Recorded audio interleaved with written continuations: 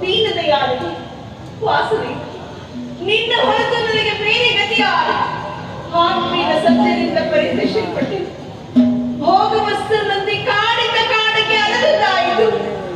ಕದ್ದ ಕಳ್ಳನಂತೆ ಕೀಚಕದ ಭಂಗವನ್ನೆಲ್ಲ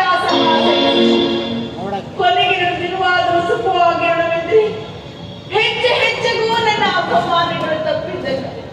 ಛೇ ವಿಧಾತ, ಈ ದ್ರೌಪದಿಯ ಹಣೆಯಲ್ಲಿ ಇನ್ನು ಏನೇನು ಬರೆದಿರುವೆ ಕೃಷ್ಣ, ಏನೇನು ಬರೆದಿರುವೆ.